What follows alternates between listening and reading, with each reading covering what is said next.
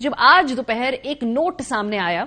Justice अतर मिनल्ला साहब ने सूबाई इंतखाबात अस्कोट नोटिस केस में अपना अहम तफसीली का जो इख्तलाफी नोट है वो जारी किया, और उसके कुछ हिस्से हमने आपके सामने आज रखने हैं। वो 25 पेजेस का नोट, लेकिन उसके जो 3 अहम पॉइंट्स हैं उनको हम हाईलाइट करते हैं। पहला तो उन्होंने कहा जी कि लाहौर हाईकोर्ट का सूबाई इंतखाबात 90 दिन में करवाने का फैसला दुरुस्त है।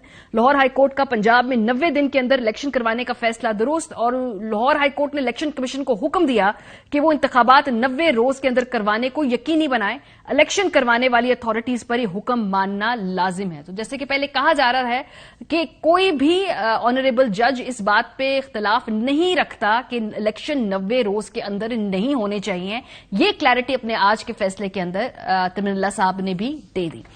अगला जो सबसे अहम इशू जो आज तक जो हॉन्ट कर रहा है हुकूमत को भी, तमाम कानूनदानों को भी, ये बड़ा एक यूनिक केस है जहां पे 1.25 महीने बाद भी क्या जो केस में 3-2 की का फैसला था या 4-3 का फैसला था, ये क्लियर नहीं हो पाया। मतलब बहुत ही ये एक अजीब सी तशवीशनाक सूरत हाल है कि ये कैसा फैसला है जिसके बारे में अभी तक ये क्लैरिटी नहीं आ पा रही कि क्या वो 4-3 का था या 3-2 का था। इसके ऊपर जस्टिस अतर मिनल्ला साहब कहते हैं कि मैं उन दरख्वास्तों को मुस्तरद करने के फैसले की हिमायत करता हूं जिसमें जस्टिस मंसूर अली शाह और जस्टिस जमाल खान मंदोखेल की राय से भी मुकम्मल इत्तफाक करता हूं।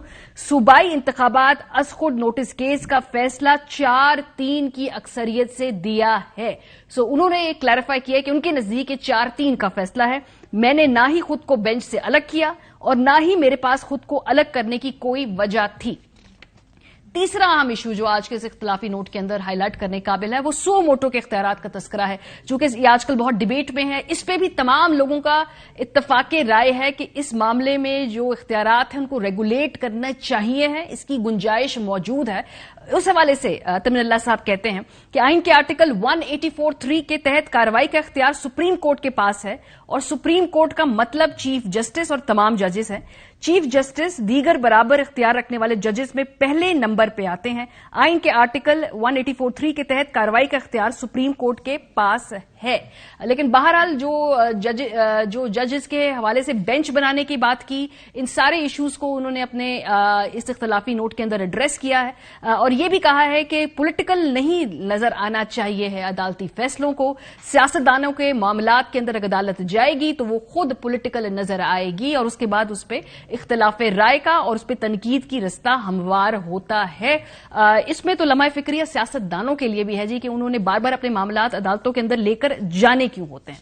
इससे जुड़े कुछ कंट्रोवर्सीज और कुछ सवालात जो हैं अभी भी मौजूद हैं कि भाई ये 4-3 और 3-2 का फैसला, इस पे क्लैरिटी क्यों नहीं आ पाई।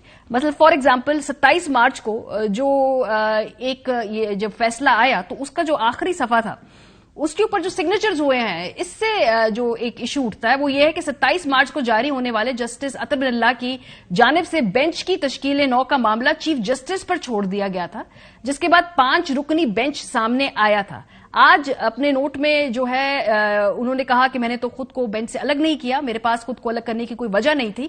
सो अपेरेंटली इससे जुड़ा ये सवाल भी है कि अगर एक दफा इस डॉक्यूमेंट पे जब साइन मौजूद है तो फिर ये दोबारा एम्बिग्विटी कहां से आ रही है और वो बेंच के ऊपर तनाज़ात क्यों उठ रहे हैं, इस पे बात करेंगे। हमारे साथ मौजूद है सलमान अकरम राजा साहब। बहुत शुक्रिया सलमान साहब हमें ज्वाइन करने के लिए। सर ये 4-3, 3-2 अभी तक यही बात हो रही है। चीफ जस्टिस साहब कहते हैं कि 3-2 का फैसला था, आज एक इख्तलाफी नोट आता है कि नहीं ये 4-3 का फैसला था। देखिए, मेरी नजर में मुअद्दबाना राय में जो बुनियादी सवाल है वो 27 फरवरी के 9 जज साहिबान के ऑर्डर के असर का है। 27 फरवरी को 9 जज साहिबान ने ऑर्डर किया जिसका आपने हवाला भी दिया है। 27 मार्च जी। 27 फरवरी। देखिए 27 फरवरी को 9 जज साहिबान ने एक ऑर्डर पास किया जिसमें उन्होंने चीफ जस्टिस पाकिस्तान को कहा कि बेंच रिकॉन्स्टिट्यूट किया जाए। रिकॉन्स्टिट्यूट करने का इख्तियार चीफ जस्टिस ऑफ पाकिस्तान को दिया गया। अब बसद एहतराम मैं कहूंगा कि जस्टिस मिनल्ला के इस नोट में, जो कि उन्होंने बतौर 9 मेंबर बेंच के रुकन के लिखा है, ना इस नोट में उस 27 फरवरी के ऑर्डर का कोई जिक्र आया, उसका अहाता हुआ कि उस ऑर्डर का क्या असर है, ना इससे पहले जो हमने मोहतरम जस्टिस मंसूर अली शाह साहब का नोट देखा उसमें भी 27 फरवरी के 9 जज साहिबान के ऑर्डर का कोई जिक्र नहीं है। यही कलीदी मेरी नजर में मामला है कि जो 9 जज साहिबान ने 27 फरवरी को कहा कि बेंच रिकॉन्स्टिट्यूट कर दिया जाए, और उससे पहले जस्टिस आफरीदी साहब ने कहा था कि मैं चूंकि अपना हतमी फैसला दे चुका हूं, मुझे किसी रिकॉन्स्टिट्यूटेड बेंच में रखना है या नहीं रखना, इसका फैसला भी चीफ जस्टिस साहब करें। लिहाजा उस फैसले के बाद 9 जज साहिबान के हुक्म के बाद चीफ जस्टिस साहब ने 27 फरवरी को ही एक 5 मेंबर बेंच तश्कील दिया। ये रिकॉन्स्टिट्यूटेड बेंच था, ये पिछले बेंच की कोई तवातुर नहीं था।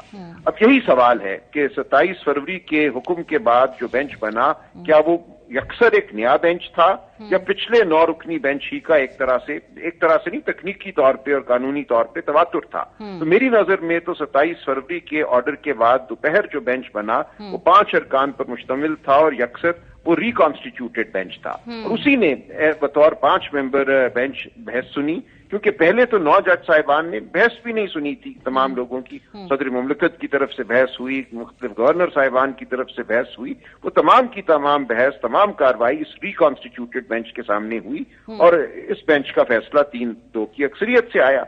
बहुत अच्छा होता, बहुत वजाहत हो जाती अगर जस्टिस बिनल्ला और उनसे पहले जस्टिस मंसूर अली शाह साहब ने 9 रुकनी बेंच का जो ऑर्डर था 27 फरवरी का, उसका अहाता किया होता और उस हवाले से कोई वजाहत की होती। चूंकि यह वजाहत हमारे सामने नहीं आई, इसलिए यह तनाजा चलता जा रहा है। एक और बात भी है सलमान साहब, क्योंकि जो आपने पहले कहा कि 27 फरवरी को बेंच टूट गया, उसके दौरान पूरा महीना है जिसमें मुशावरत रहती है। पहले सदर साहब इलेक्शन कमीशन से मुशावरत करते हैं, गवर्नर साहब इलेक्शन कमीशन से मुशावरत करते हैं, पंजाब की डेट आती है, केपी की डेट आती है, उसके अलावा फिर ब्रीफिंग्स हो रही होती हैं, रोज आना जाना, एक बाकायदा एक एक्टिविटी जनरेट होती है कि जी पता चल रहा है सुप्रीम कोर्ट के ऑर्डर के बाद कोई ना कोई प्रोसेस जो है वो शुरू कर दिया गया है। पूरा महीना हम देखते नहीं है कि कुछ इस पे फर्दर डेवलपमेंट होती है। सब लोग इसको 3-2 का फैसला समझ के इस पे इम्प्लीमेंटेशन शुरू कर देते हैं इलेक्शन कमीशन। बिल्कुल ऐसा ही है। फिर सर 27 मार्च को एक पहले इख्तलाफी नोट आता है, फिर एक 31 मार्च को आता है, और फिर एक आज आता है। यूजुअली इतनी लंबी एम्बिग्यूटी रहती है, क्योंकि अगर कंफ्यूजन है तो वो तो एक हफ्ते के अंदर दूर हो जानी चाहिए। एक महीने तक ये प्रोसेस फॉलो होता रहा, 3-2 का फैसला इंप्लीमेंट होता रहा, उसके बाद दोबारा फिर ये भाम पैदा हो गया। जी, और मैं इसमें इजाफा करूंगा, लाहौर हाई कोर्ट में जहां इंट्रा कोर्ट अपील पेंडिंग थी, उसकी सुनवाई चल रही थी, वहां भी यही फैसला हुआ कि अब चूंकि 3-2 का फैसला आ गया है, इसके मुताबिक मामलात आगे चलेंगे। उस अपील को खत्म कर दिया गया, डिस्पोज ऑफ कर दिया गया। इसी तरह पेशावर हाई कोर्ट ने भी ये कहा कि अब चूंकि 3-2 का फैसला आ गया है, इस फैसले पर अमल होगा, और इलेक्शन कमीशन अमल कर रहा है, लिहाजा अब हमारे पास कोई मामला ऐसा नहीं है जिसका फैसला किया जाए। तो आप दुरुस्त फरमा रही हैं, 27 मार्च तक इस हवाले से अगरचे सियासी हलकों में एक इख्तलाफ था, लेकिन अदालती सतह पे कोई इख्तलाफ नजर नहीं आया था। ये इख्तलाफ 27 मार्च ही को सामने आया। ये वैसे ही सर ये होता है कि यूजुअली अगर फैसला हो तो वो आराम से बाद में इख्तलाफी नोट आते हैं। क्या ऐसा कभी वैसे कोई एग्जाम्पल है आपके सामने, कोई केसेस में इस तरह हुआ हो पहले?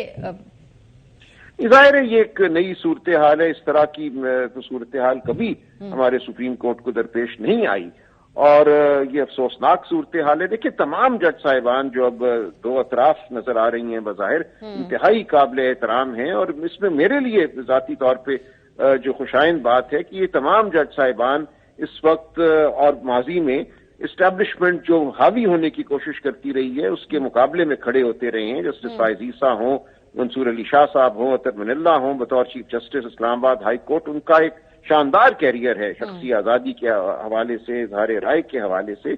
और इसी तरह हम जानते हैं जस्टिस फायज ईसा को हटाने की कोशिश क्यों की गई फैजाबाद धरने के फैसले के बाद। तो ये लोग किसी तरह भी इस्टेब्लिशमेंट के कोई मुआविन जज नहीं समझे गए कभी। और आज भी हम ये देख रहे हैं कि जो दूसरा हमें एक तरह से धड़ा नजर आ रहा है, जिसमें अब ये कहा जा रहा है कि वो चीफ जस्टिस बंदयाल साहब का धड़ा है, और अफसोस की बात है कि हमें ऐसे लफ्ज इस्तेमाल करने पड़ रहे हैं, तो वो भी आज जो मुक़तदरा की ख्वाहिश है कि इलेक्शन ना हो, इसमें डिले किया जाए, उसके रास्ते में हायल है।